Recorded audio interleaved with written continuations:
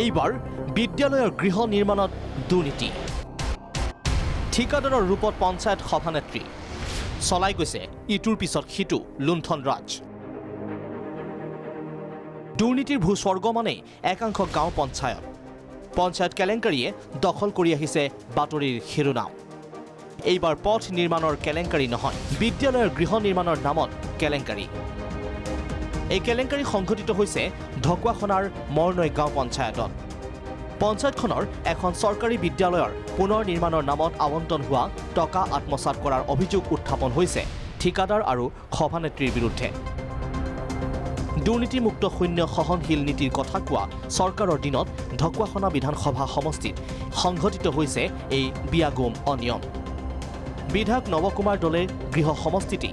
এইগৰাকী ঠিকাদাৰ ৰূপী সভানেত্ৰী অমিয়া চুটিয়াই চলাই গৈছে ইটোৰ পিছত সিটো লুণ্ঠন ৰাজ অভিযোগ অনুসৰি পঞ্চদশ বিত্তীয় আয়োগৰ 2022-23 বৰ্ষৰ আঁচনিৰ অধীনত বাসুদেৱ থান প্ৰাথমিক বিদ্যালয়ৰ পুনৰ মেৰামতিৰ নামত আবণ্টিত হৈছিল 2,13,000 টকা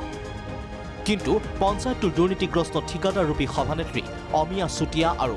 ঠিকাদাৰ নামাই কামানে লুণ্ঠন চলোৱাৰ উদ্দেশ্যৰে নিজ খেয়াল খুচিমতে চলাই আহিছে বিদ্যালয়খনৰ কাম-কাজ ঠিকাদাৰে নিম্ন মানদণ্ডৰ সামগ্ৰী আৰু টিন ব্যৱহাৰ কৰি উলিয়াই নিলে আঁচনিৰ 75% ধন গৃহ নিৰ্মাণৰ কাম যেনেদৰে কৰিব লাগিছিল তেনেদৰে নকৰি পালমৰা কামেৰে অব্যাহত ৰাখিছে নিৰ্মাণ কাৰ্য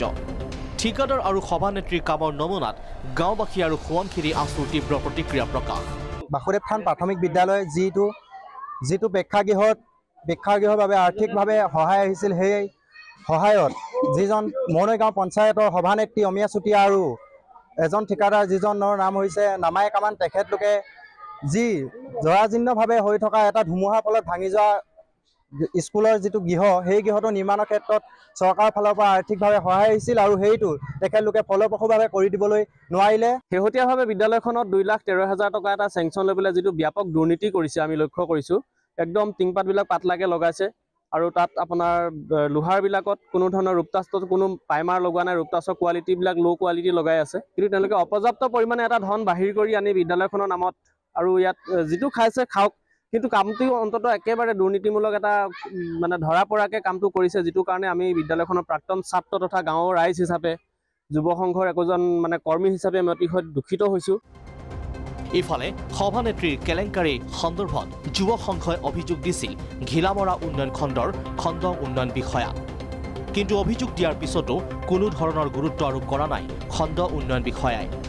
উল্লেখযোগ্য যে পঞ্চায়তটোৰ বিভিন্ন আঁচনি ৰূপায়ণৰ নামত সৰহ সংখ্যক কামতে লুণ্ঠন ৰাজ চলোৱাৰ অভিযোগ উত্থাপন হৈছে সভানেত্ৰীগৰাকীৰ বিৰুদ্ধে